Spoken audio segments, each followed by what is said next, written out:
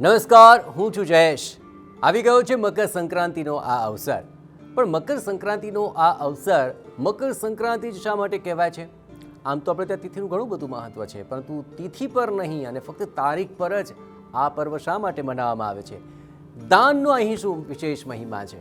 એટલું જ નહીં, અહીં આધ્યાત્મિક અને સાથોસાથ તેનું વૈજ્ઞાનિક મહત્વ શું છે તે પણ હું આજે આપને જણાવવા જઈ રહ્યો છું. અને હા, એવા અનેકવિધ ઉપાય આ અવસર ઉપર આપ કરી શકશો કે જેની ફળ પ્રાપ્તિ રૂપે આપની મનોકામનાની પ્રાપ્તિ પણ આપ કરી શકશો. અને એ તમામ વિશે ખૂબ સુંદર મજાની છણાવટ કરવા માટે આપણી સાથે જોડાયા છે જાણીતા જ્યોતિષાચાર્ય કાર્તિકભાઈ રાવલ. કાર્તિકભાઈ, આપનું ખૂબ ખૂબ સ્વાગત છે. Thank you. મને અહીંયા બોલાવ્યા એ બદલ ખૂબ ખૂબ આભાર તમારો. કે આ મકર સંક્રાંતિના અવસર ઉપર એવી અનેકવિધ બાબતો છે જે આજ પહેલાં આપણે ક્યારેય નહીં જાણી હોય, અને તમામ બાબતોને લઈને જ આ સંક્રાંતિમાં આપની પુણ્યની સંક્રાંતિ પણ ચોક્કસપણે બનશે. તો જુઓ અમારી આ વિશેષ રજૂઆત, ફળદાયી મકર સંક્રાંતિ. ફળદાયી મકર સંક્રાંતિ. પણ આ જ અવસર ઉપર સૌથી પહેલો પ્રશ્ન આપને ચોક્કસપણે થતો હશે કે આ અવસરને જ મકર સંક્રાંતિ શા માટે કહેવાય છે, અને શા માટે તિથિ પ્રમાણે નહીં અને તારીખ પ્રમાણે જ આ મકર સંક્રાંતિ દર વર્ષે મનાવવામાં આવે છે? તો જ્યોતિષાચાર્યજી આપણી સાથે જોડાયા છે. કાર્તિકભાઈ, સૌથી પહેલાં તો એ જણાવો કે મકર સંક્રાંતિ નામ શા માટે, અને શા માટે 14 તારીખે જ, કેમ તિથિ પ્રમાણે આ અવસર નહીં? આપણે જ્યોતિષશાસ્ત્ર પ્રમાણે જોવા જઈએ ને, અને સાયન્ટિફિક રીતે પણ જોવા જઈએ તો આપણે જે અવકાશ જે છે આખું એ સર્કલ છે, અને એને આપણે 360 ડિગ્રીમાં કવર કરતા હોઈએ છીએ. અને એને આપણે જ્યોતિષમાં 12 અલગ અલગ ભાગમાં ડિવાઈડ કરેલા છે, અને એ 12 અલગ અલગ ભાગ જે છે એ રાશિના છે. એમાં અલગ અલગ મેષથી લઈને મીન રાશિ સુધી હોય છે. હવે જ્યારે સૂર્ય અને ચંદ્ર એ બે એવા ગ્રહ છે કે જેની ગતિ એકદમ સ્થિર છે અને નિરંતર ગતિએથી એ ભ્રમણ કરતા હોય છે.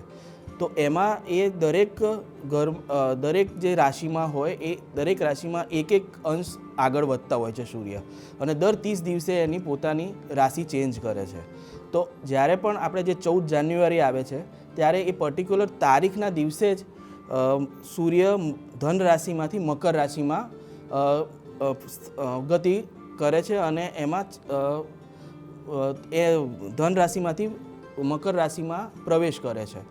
એટલા માટે એને મકર સંક્રાંતિ એટલે પ્રવેશ, અને એને ગતિ એટલે એને મકર સંક્રાંતિ કહેવામાં આવે છે. અને જનરલી આપણું જે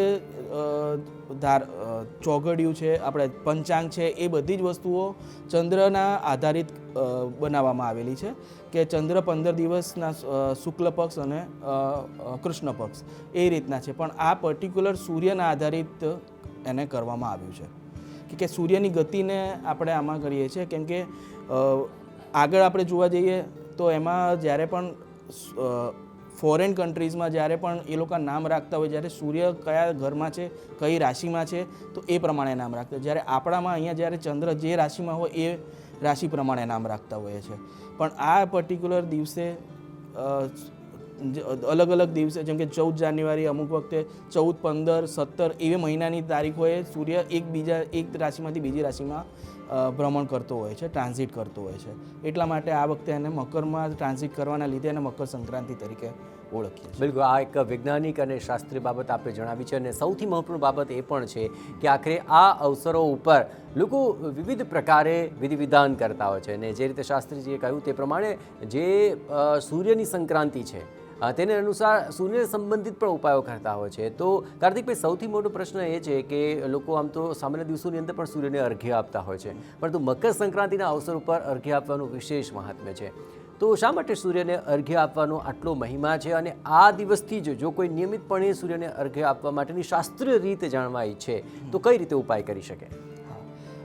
હું તમને ચોક્કસ જણાવીશ. આપણે આ દિવસને ઉત્તરાયણ તરીકે પણ ઓળખતા હોઈએ છીએ આપણા ગુજરાતમાં. હવે ઉત્તરાયણ એટલા માટે કે જ્યારે સૂર્ય 14 જાન્યુઆરી મકર રાશિમાં આવે છે ત્યારે એ ઉત્તર અયન તરફ ગતિ કરે છે. બે હોય છે, ઉત્તર અયન અને દક્ષિણ અયન. એટલે જ્યારે પણ ઉત્તર ગયનમાં આવે છે ત્યારે એ દેવતાઓનો દિવસ ગણવામાં આવે છે શાસ્ત્ર પ્રમાણે, અને દક્ષિણ અયનમાં જ્યારે ગતિ કરતો હોય 6 મહિના માટે ત્યારે એને દેવતાઓની રાત્રિ ગણવામાં આવે છે. તો ઉત્તરાયણનો જે પહેલો દિવસ છે એ ઉત્તરાયણ તરીકે આપણે એને ઉજવીએ છીએ. એ આવતાના 6 મહિના સુધી એ ઉત્તર દિશાની તરફ થોડો નમેલો રહેતો હોય છે સૂર્ય, એટલા માટે એને ઉત્તરાયણ કહેવામાં આવે છે. અને એ દેવોનો દિવસની શરૂઆત ગણવામાં આવે છે. અને એ દિવસે પૃથ્વી અને સૂર્યનું જે અંતર ખરું એ પર્ટિક્યુલર એટલી રીતના હોય છે કે એમાં આપણે સૂર્યનું સ્નાન જે કરવાનો એનો મહિમા બહુ વધારે બની જાય છે કે એમાં જે આપણે વિટામિન ડી અને જે બીજા મિનરલ્સ અને જે એનર્જી મળવી જોઈએ એ પ્રોપર વેમાં મળે છે. જ્યારે દક્ષિણાયનમાં હોય ત્યારે સૂર્ય અને પૃથ્વીનું અંતર બહુ નજીક હોય છે, ત્યારે એ આપણે માત્ર શરૂઆતના કલાકોમાં જ જ્યારે સૂર્ય ઉગતો હોય ત્યારે જ આપણે એ વસ્તુ કરી શકીએ. તો બપોરના ટાઈમે કે એવા ટાઈમે આપણે એ વસ્તુ કરી ના શકીએ, કેમ કે એમાં સ્કિનના બર્નિંગ ને એ બધી વસ્તુઓનો પ્રોબ્લેમ થઈ જતો હોય છે.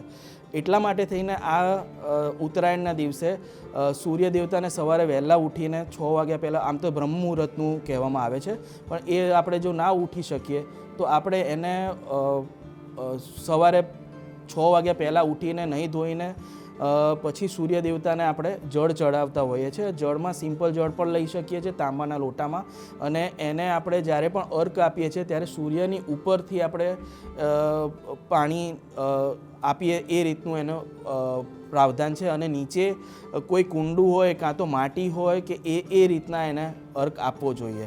અને જો આપણે કશું નથી તો જ્યારે જે ફ્લોર ઉપર અગર પાણી પડ્યું છે તો એને આપણે સાફ કરી દેવું જોઈએ.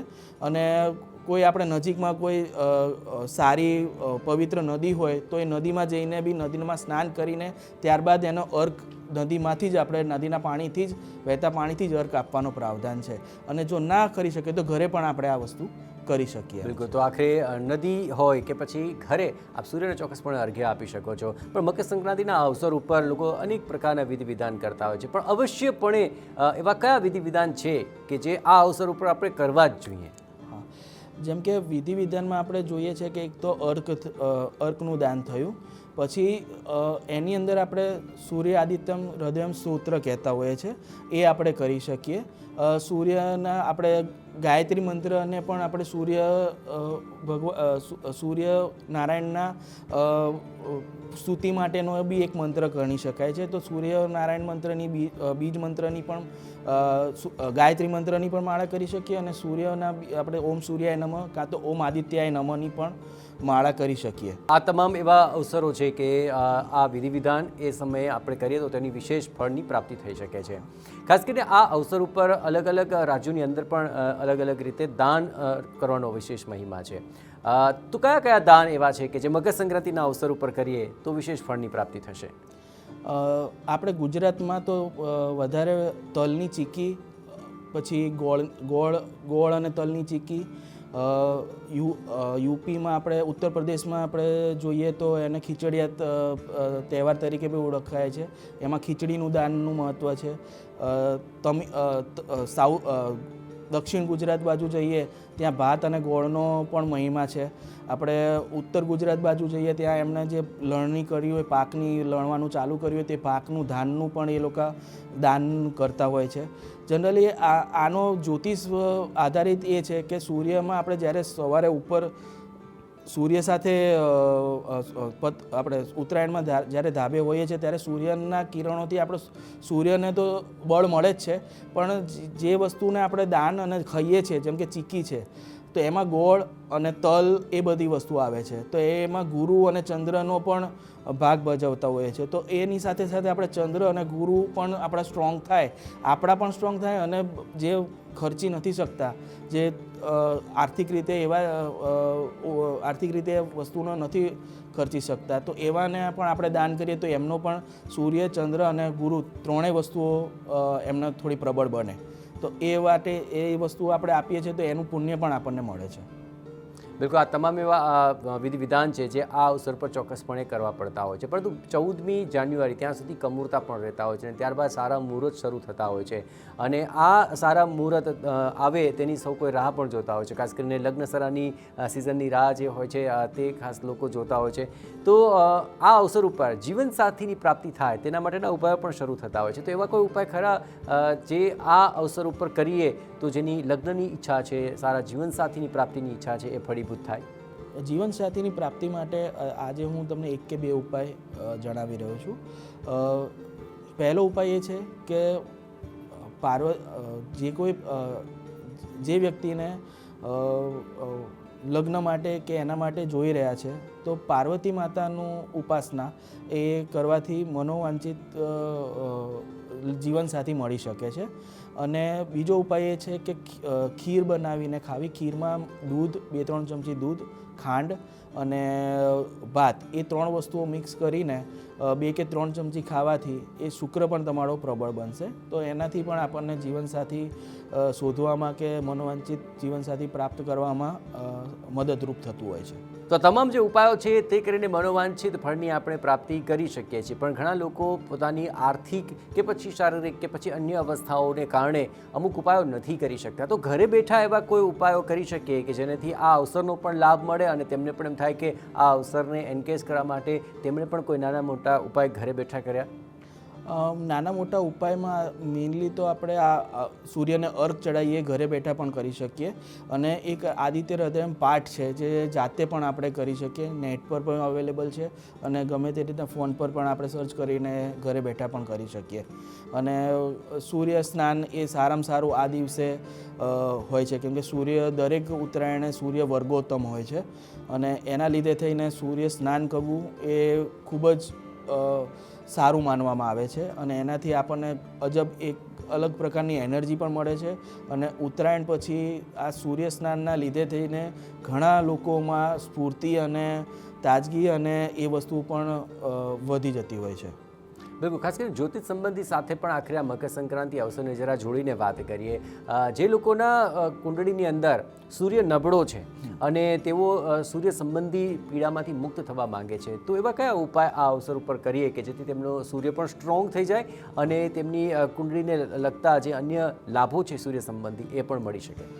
કુંડલીની અંદર સૂર્ય ઉચ્ચનો હોય, મિત્ર ગ્રહી હોય અને સારો કે શત્રુ ક્ષેત્રી હોય કાં તો નીચ રાશિમાં હોય, એટલે એમાં આપણે એને સૂર્ય સ્ટ્રોંગ ગણી શકીએ, સૂર્ય નબળો ગણી શકીએ અને સૂર્ય નીચ રાશિમાં ગણી શકીએ. તો સૂર્ય જેને સ્ટ્રોંગ છે એને તો બહુ ઉપાયો કરવાની જરૂર નથી. જેની કુંડલીમાં 1 નંબર લખ્યો હોય ત્યાં આગળ સૂર્ય હોય એટલે મેષ રાશિમાં, તો એ લોકોએ કોઈ એવા ઉપાયો કરવાની બહુ જરૂર રહેતી નથી. જેનો સૂર્ય બીજા કોઈ 1 અને 7ની સિવાય બીજી કોઈ રાશિમાં છે, 1 નંબર કાં તો 7 નંબર, તો એવા જાતકોએ પોતાના હાથ પર નાડાસડી, મરૂન કલરની નાડાસડી બાંધી શકે છે. રોજ ખાવામાં ઘઉંના રોટલી છે એ વસ્તુઓ અને એની ઉપર ઘી લગાવીને પણ ખાઈ શકે છે. અને એ વસ્તુમાં એ લોકોને સ્ટ્રોંગ કરવા માટે રવિવારે ઉપવાસ પણ કરી શકે છે અને મરૂન કલરના કપડાં પણ રવિવારે ધારણ કરી શકે છે. તો આ ઉપાયોના લીધે થઈને એમનો સૂર્ય સ્ટ્રોંગ થાય છે. હવે જે જાતકોના કુંડલીમાં 7 નંબરની રાશિ હોય, 7 નંબર લખ્યો હોય કુંડલીમાં, ત્યાં આગળ સૂર્ય હોય, તો એવા જાતકોએ મરૂન કલરનું પહેરવાનું અને કે એ ઘઉંની રોટલીને એ બધું રવિવારના દિવસે ખાવાનું ટાળવું જોઈએ. જનરલી ઘઉંનું દાન કરવું જોઈએ અને મરૂન વસ્તુઓનું દાન આપવું જોઈએ. તો એનાથી એમનો સૂર્ય જે નીચ રાશિમાં છે એને પોઝિટિવ એનર્જી તરફ લઈ જશે. બિલકુલ, આ ખૂબ જ સુંદર મજાની માહિતી આપે અમને જણાવી છે. અને ખાસ કરીને આ અવસર ઉપર, ખાસ કરીને તમામ શુભ અવસરો ઉપર શું કરવું જોઈએ તે તો તમામ લોકો કહે છે, પરંતુ આ મકર સંક્રાંતિના અવસર ઉપર ખાસ શું ન કરવું જોઈએ તેના વિશે જરા માહિતગાર કરી દો. મકર સંક્રાંતિના દિવસે જનરલી લોકો રજા હોય છે એટલે બહાર ફરવા જતા રહેતા હોય છે, એટલે આખો દિવસ એમનો ટ્રાવેલિંગમાં જતો હોય છે. અને ઘણા લોકો પતંગ ચડાવવા માટે ઉપર પણ જતા નથી. તો આ દિવસે આ સૂર્ય સ્નાનનું એટલા માટે મહત્ત્વ છે કે તમારો સૂર્ય એ દિવસે સ્ટ્રોંગ થાય છે. સૂર્ય આગળના 2 મહિનાઓમાં શનિની રાશિમાં આવવાનો છે. તો શનિની રાશિમાં જ્યારે સૂર્ય આવતો હોય ત્યારે 2 મહિના સુધી એ પોતે ઓલરેડી શનિની રાશિના આવવાના લીધે થોડો નબળો અનુભવતો હોય છે. તો એ સૂર્યને સ્ટ્રોંગ બનાવવા માટે થઈને જ આપણે પતંગનું પણ એક કહીએ કે ભાઈ પતંગ કેમ ચડાવવામાં આવે છે, તો આ એ મનોરંજન પણ થાય અને આખો દિવસ તમે સૂર્ય સ્નાન મળી રહે અને સૂર્યના કિરણોના લીધે તમને વિટામિન ડી પણ મળી રહે અને તમારો સૂર્ય પણ સ્ટ્રોંગ થાય. તો આગળના 2 મહિના સુધી તમે એ વસ્તુને પ્રોબ્લેમ જે આવવાના હોય એ થોડા ઓછા થઈ જાય. તો આ કારણોસર ઘરે અંદર બેસી રહેવું કાં તો ટ્રાવેલિંગ કરવું એ ના કરવું જોઈએ. અને જનરલી ગ્રે કલરના કપડાં છે કાં તો મલ્ટી કલર કે 4-5 કલર ભેગા હોય એ કાઇન્ડના કપડાં એ દિવસે ના પહેરવા જોઈએ, કેમ કે રાહુ અને કેતુના લીધે થઈને એને ગ્રહણ દોષ તરીકે પણ માનવામાં આવતો હોય છે. એટલે આ વસ્તુઓ ચોક્કસપણે ન કરવી જોઈએ. બિલકુલ. તો આખરે આ તમામ બાબતો આપણે ખૂબ સુંદર રીતે શાસ્ત્રોક્ત રીતે અને વૈજ્ઞાનિક રીતે જણાવી છે અને આ જો ઉપાય કરશે તો ચોક્કસપણે લોકોને પણ ફાયદો થશે. આચાર્યજી અમારી સાથે જોડાયા, આપનો ખૂબ ખૂબ આભાર. Thank you. ખૂબ ખૂબ આભાર. તો મકર સંક્રાંતિનો અવસર એ અવસર પુણ્યનો અવસર છે. અહીંથી જ આ તમામ ઉપાયો જો આપ કરશો તો ચોક્કસપણે આપને પણ ચોક્કસપણે આ તમામ ઉપાયો અને વિધિ વિધાનનું ફળ પ્રાપ્ત થશે. એ જ પ્રીતના સાથે રજા આપશું. નમસ્કાર.